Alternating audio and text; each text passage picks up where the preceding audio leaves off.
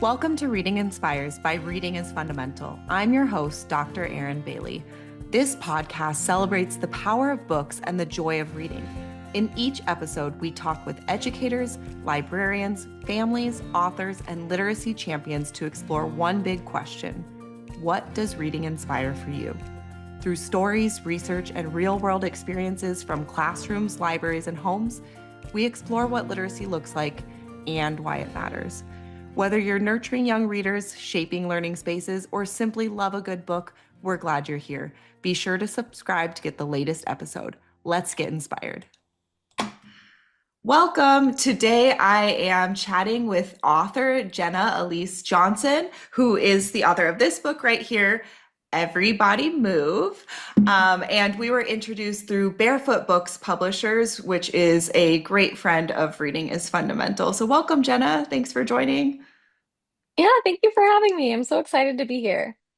You wear many hats in your role. I mentioned that you're an author, you're also an educator, a bookseller, an advocate. Can you share a little bit about your background and what led you to become a children's author, really specifically focused on disability representation? Yes.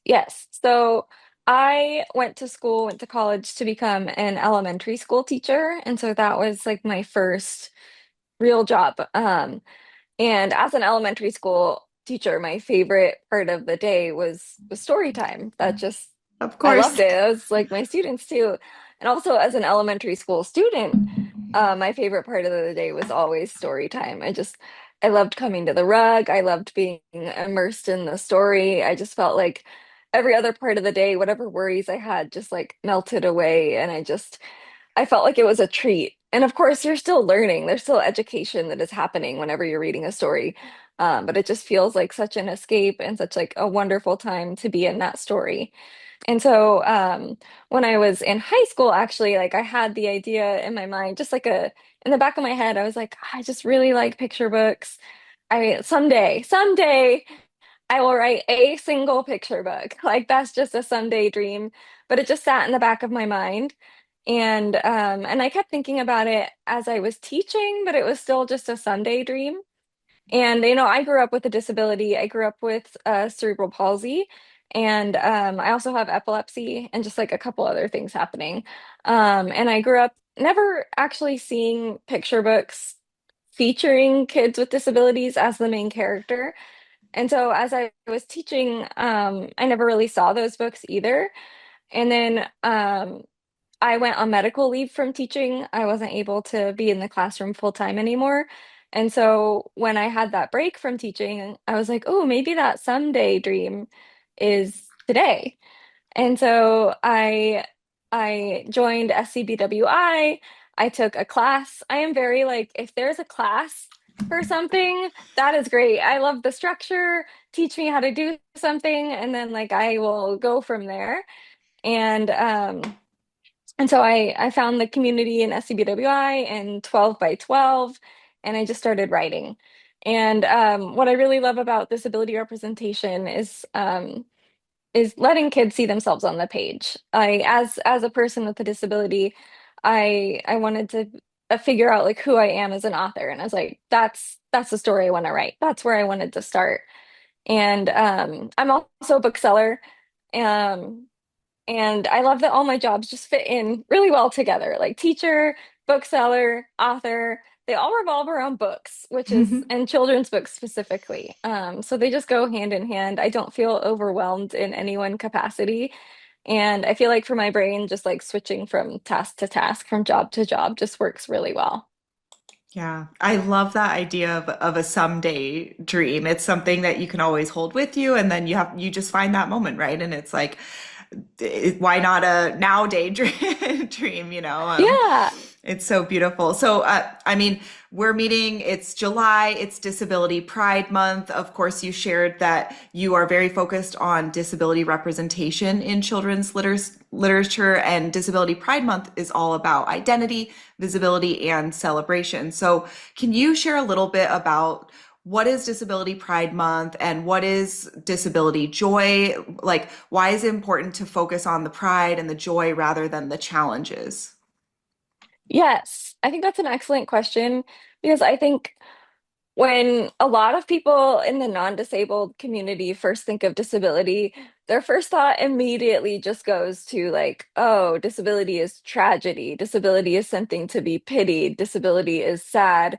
And like, oh, disability is othered. It's something that would never happen to me. Or it's just like something that happens to like old people, which I mean, honestly, most people will become disabled in their lifetime, just with age. But disability is not inherently sad. And that's something that's disability pride to me. Disability is human. That is the main thing that I really think about with disability pride. Disability is human. It is normal.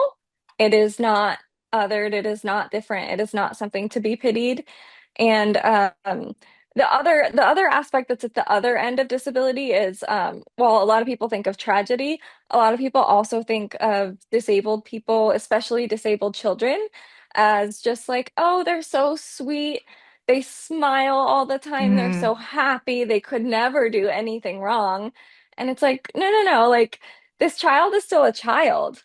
Like, they are a child with hopes and dreams and full ranges of emotions. And so when I think of disability pride, I think of just disability is you can say disability, you can say disabled. It's not a dirty word. You don't need to say like handy capable or like just remove like any other sort mm. of word. And to me, like disability joy and disability pride is just showing the whole person, showing the range of joy. Like, yes, let's celebrate the whole person, the disability, but let's also show some of the struggle too. It's not just all joy, all like everything is rainbows and butterflies, but it's also not just like everything is so hard all the time and life is terrible. It's just human. It's just showing that like, hey, this exists too. This is normal. It's not something to be afraid of. It's just normal. Let's normalize it by having books about it and letting it be part of your everyday. Yeah, it's really just looking at everyone's full humanity, right? Like just Yeah. seeing as people as humans, regardless of like what their abilities or disabilities. I appreciate so much the way you just said that everyone becomes disabled at some point, or everyone faces a disability at some point. Whether it happens to them through their old age or they have an accident or they're wearing a like I've broken both of my wrists, so at one point I had Oh, two casts on, so it's like something that can be a little bit of a universal experience to some degree too. exactly. The disability community is actually the largest minority community.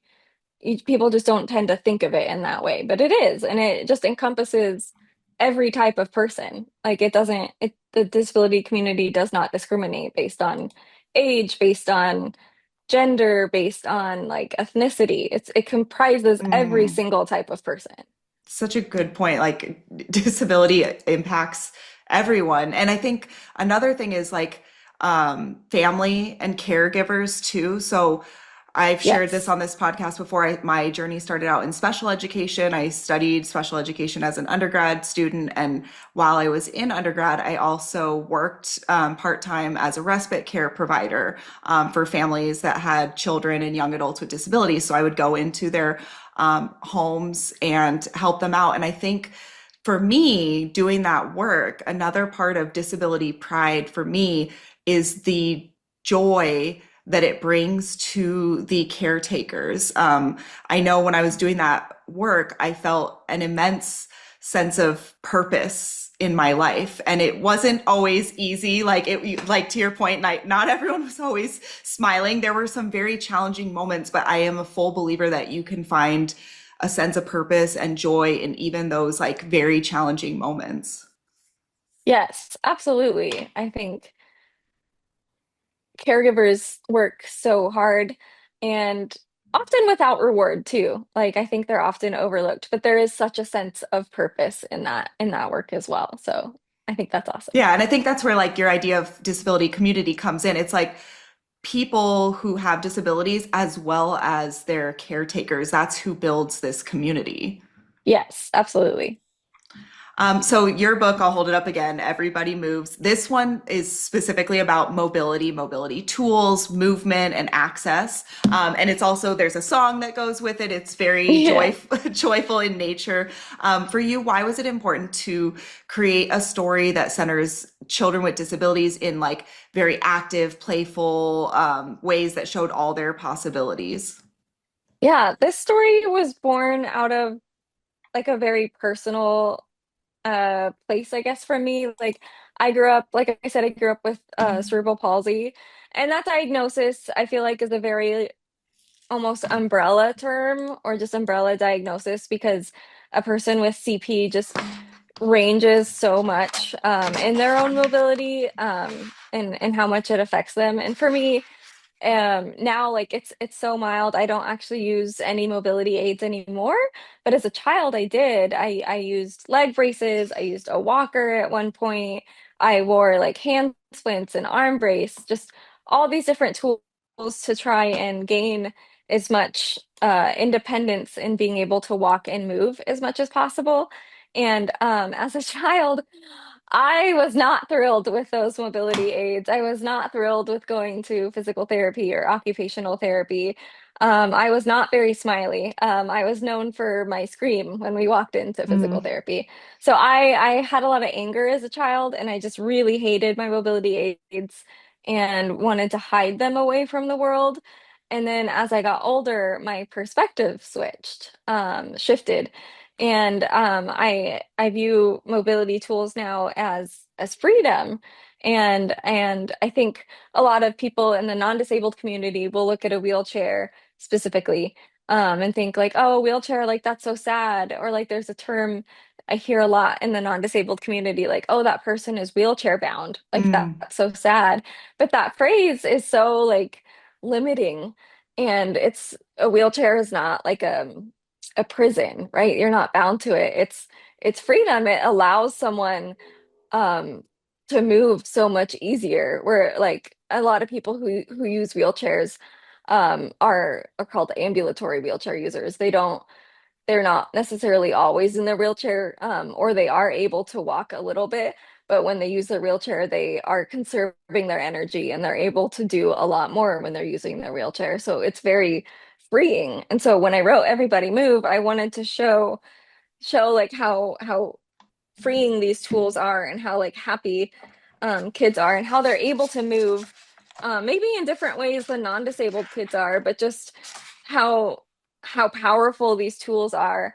And just like Ananya, the illustrator of the book, how she decorated them in the book, how she made each tool just very fun and bright and like decorative. That was something I really wanted for the book, and I think she just did such an excellent job. Because kids today, like some of their leg braces, you can Yeah. get them in all sorts of patterns. Like that's so beautiful, and you can show off your personality in all sorts of different ways.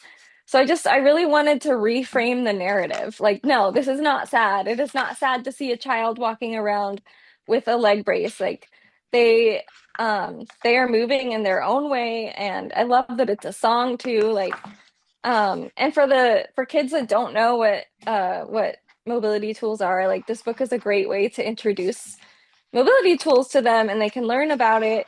And it's not like an uncomfortable situation now if they see a kid in public. They don't have to like quietly look at them and stare or point. They can be like, oh, I know what that is, and maybe have a conversation or make a friend and not have like an awkward encounter.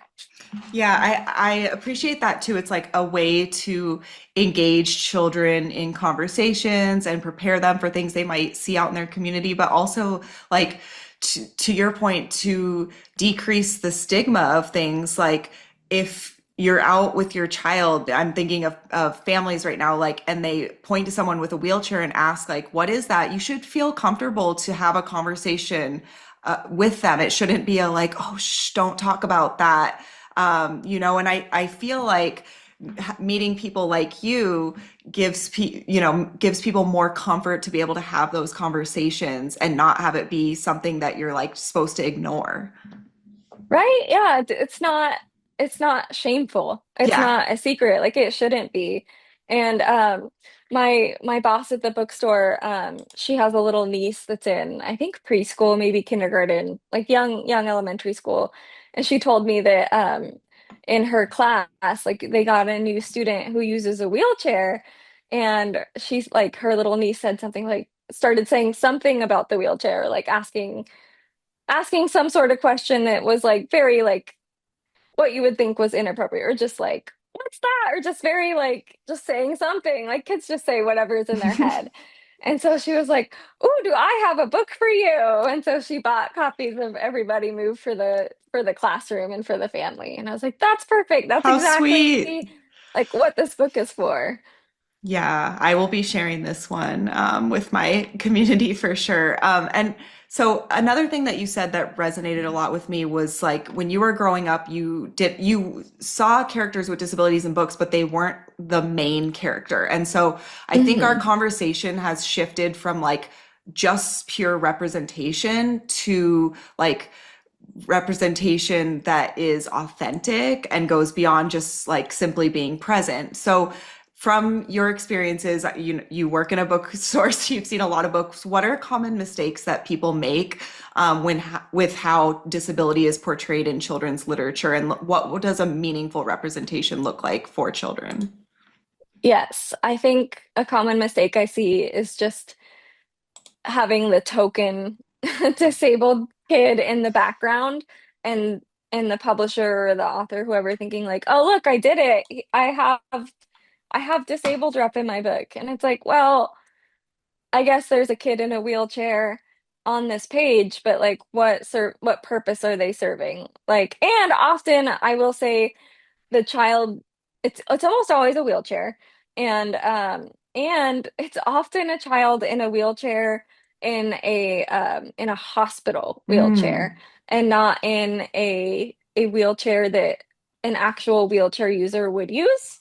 And by hospital wheelchair I mean it's like it's too big for them, and it has those big clunky armrests and big handles and like big footrests, and that's not comfortable. Like hospital wheelchairs are fine in the hospital. It provides you transportation, but that's not something you would comfortably use out in the real world. Something I really Yes. like. Yeah, like on there's two spreads in this book like dedicated to different types of wheelchairs.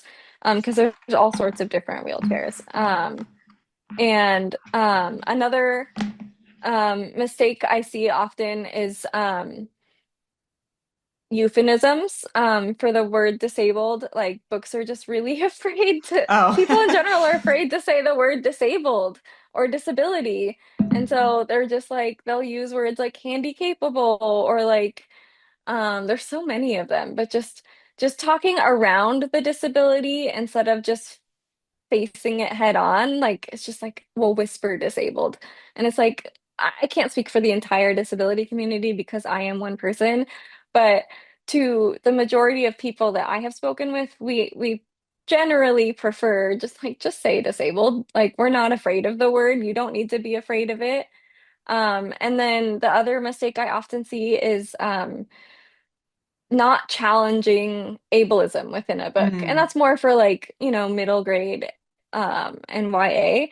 Of course, you can have ableism in your book, like especially if it's from a first person point of view, because we all like I have in even if you're disabled, it doesn't mean you don't have ableism. Like you're Mm. gonna have thoughts, it's human. You're gonna have thoughts, you're gonna have I can't think of the word I'm looking for, but no one's perfect, right? You're just gonna have thoughts. But in a book where you're having your own thoughts that are like, let's say you're having, as a disabled character, you're having a bad day where you're just like really not enjoying having your disability, and you're just thinking these bad thoughts about yourself, or there's another character that is like perhaps making fun of a disabled character, and that's because that happens in real life, right? Um, and that's part of the plot line of your story, and that happens. That's fine to have that as part of your plot line, but it needs to be challenged, Hmm. and it needs to like have something saying like why this is wrong, why this is not okay. And sometimes I see it in books and it's never challenged, it's never really addressed that this was a problem, and that's not okay. Like it needs to be brought up. the reader needs to come away with something of like why this was an issue. Otherwise, it's just adding to the narrative of ableism, and we don't. That's exactly what we don't want. Yeah, I think especially for older grades, I can see it as like rather, let's go back to the scenario that you just shared where a child was making fun of another child for their disability. Like rather than just reprimanding that child or that child gets in trouble or gets a consequence, like really looking at the whole system kind of like what created ableism to make the playing field so hierarchical that that character felt that it was okay to tease or make fun of the other character for having a disability. Yes, like really dive deep into that and go into it. Like that's why we have books. Like that's why it can exist, right? Yeah, I've shared this on another episode, but I worked at a middle school that was like very, it was arts and project based and very social justice oriented. And I can see this being a topic that like the middle schoolers would love to discuss and debate and, engage with through literature. So I'm glad that there are authors out there who make that possible. That school sounds amazing. Yeah, it was. It's still there. I just no longer work there. And it's still incredible.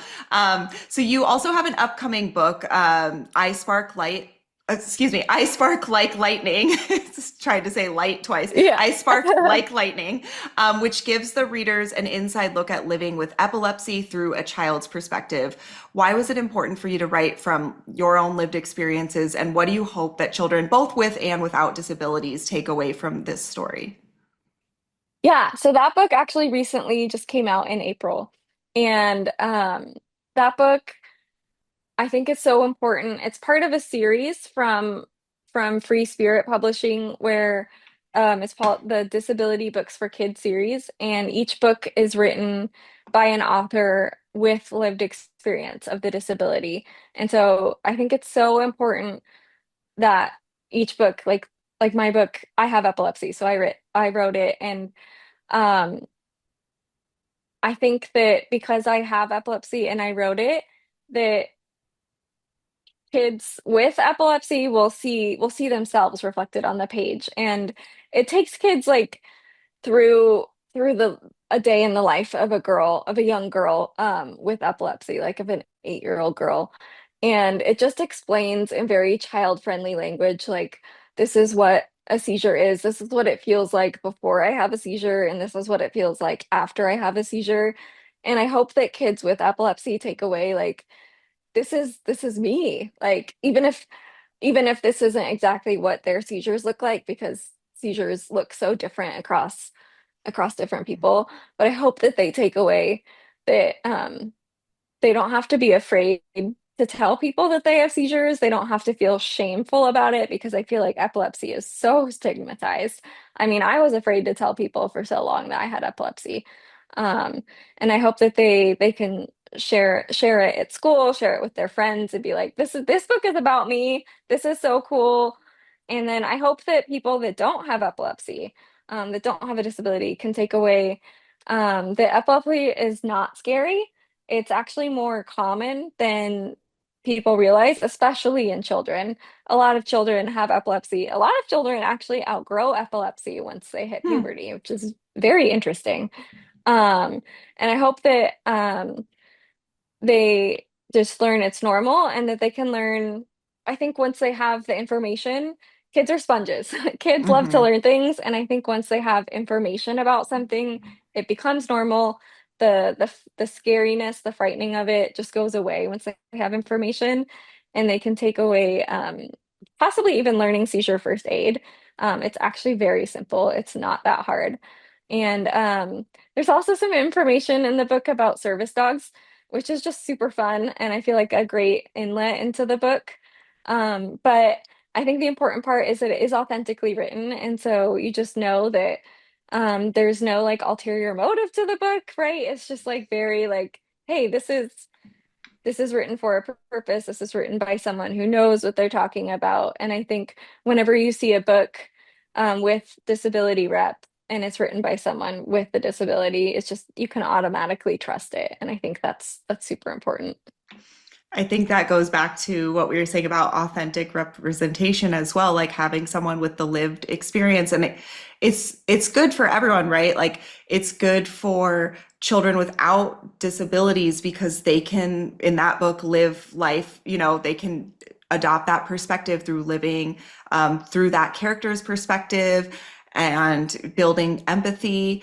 And then for children like with epilepsy, they can either see themselves like, yes, this is my experience, or I feel like even if the way the book's written is different than their own lived experience, that's good too, right? Because that just goes back to the authenticity of like, not everybody's lived experience with epilepsy is going to be exactly the same.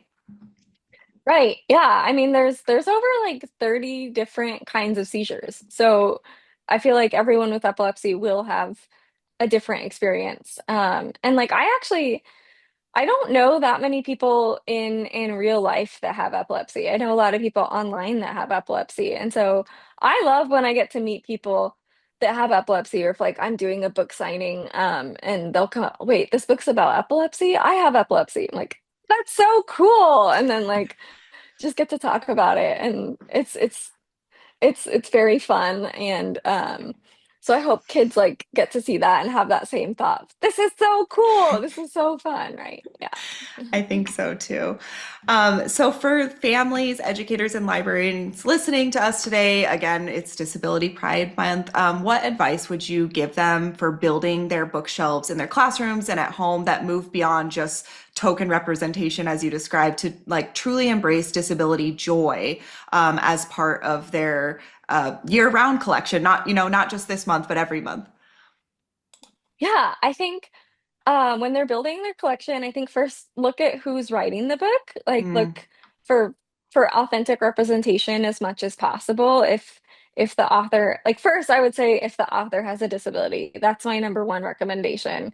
Um, then there are some authors I know like their child has the disability, and I think those can be really good too. I think you just I would just really check like who the publisher is on that, mm. and just I think you can tell from reading the book like if it's good or if it's not. But authentic is the biggest way to go. If the author, if you can't tell from the author's bio, or from their website if they have any connection to the disability at all, then I would question the book, and I would Mm. like just ask yourself why, like, what is the purpose behind this book? Why do you think the author wrote this book? What is the message behind this book? And those are just good questions to keep in mind. And when it comes to disability rep and disability joy in picture books, I think there's really two types of books. There's what I call, I guess, disability books, which is what I Spark Like Lightning is, what really like introduces a child to the disability and how someone experiences it and like the basics of it, which I think serves a very important purpose. And then there's incidental disability rep, where a child with a disability is the main character of a story, but the story itself does not necessarily talk about their disability or is not necessarily about their disability in any way. The child is just is the main character and is doing whatever adventure they're doing, but it's still important that their disability is authentically and correctly represented. One example I can think of right off the top of my hand is A Little Like Magic by Sarah. I'm gonna mess up her last name, Sarah Kirkbiel. I'm so sorry if I said that wrong. But her picture book takes place in the winter, and the child is going to an ice festival, like an ice carving festival, and the main character is a wheelchair user, and so is Sarah, and she's the author illustrator, so she did the whole book. And the way the main character is represented throughout the whole book is very accurate, and like going into an accessible van, and like all the whole thing is extremely accurate. But it's never like really talked about, like there's no why is this child in a wheelchair? Like what does it mean to be in a wheelchair? It's just nope, this child is just really focused on the ice carvings and the magic of like the ice festival. And so I think both types of representation should be in your classroom or like school collection. And then I think it's important to remember that disability is a part of diversity. Hmm. So when you're doing like your diversity collection, I think it's often forgotten. I think we often talk about diversity of skin tone and like diversity of gender and diversity of like family makeup. But when you're doing, if you start like the school year with a diversity lesson or a diversity like books, disability is important to put in there too. Yeah, and I think you made a great point earlier, like disability impacts every other, like different structures of families have people with disabilities within their structure, like different races and ethnicities have disabilities. Like it's diversity and it fits among other diverse identity and affinity groups, right? Yes.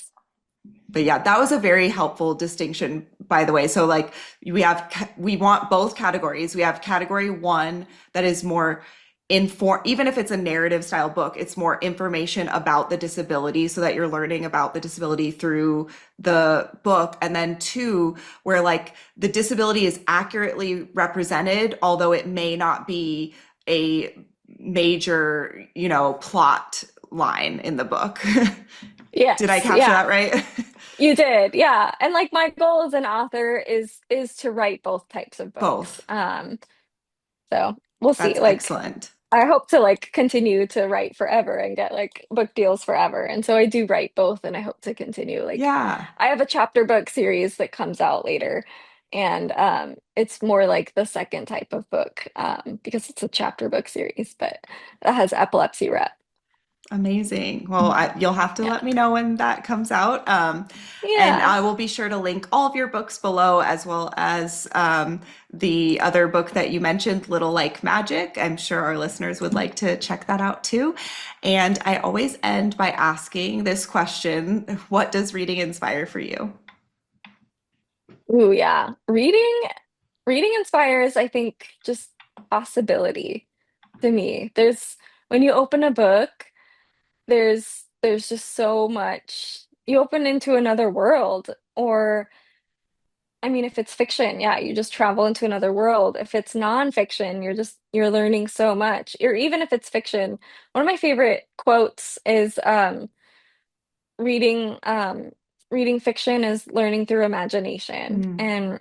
and reading nonfiction is reading through or is learning through I'm butchering this quote, but it's like learning through imagination and then learning through information. Mm. Which I really love because I think when I was in elementary school someone had told me like, oh yeah, well fiction is fake. And it's like, well, I mean, nonfiction is true, right? But fiction is still learning through imagination. It's Hmm. not like it's not fake, it's imagination. And so reading for me is a break from whatever troubles happening in our world today. And it's just a possibility of so much. And so I feel like I'm always reading two or three books at once. And part of that is inspired by working at the bookstore where we're always tracking what we're reading, and I'm competitive with my coworkers. I am losing, by the way. They read so much more than I do, but they inspire me to keep reading. Um, but reading is possibility to me. It inspires That. possibility. Reading is possibility. And I'm definitely going to use that. Fiction is not fake, it's learning through imagination. That's beautiful. Thank you, Jenna. It was so wonderful Yeah. to have you. Thank you for having me. This has been so fun. If this conversation resonated with you, please pass it on to somebody that you love and would love to share this with. And happy Disability Pride Month, everyone. Thank you. Thank you for listening to Reading Inspires by Reading is Fundamental. I hope today's conversation sparked new ideas, meaningful connections, and a renewed love of reading. If you enjoyed this episode, be sure to subscribe, share it with a fellow literacy champion, and join us next time as we continue exploring what reading inspires.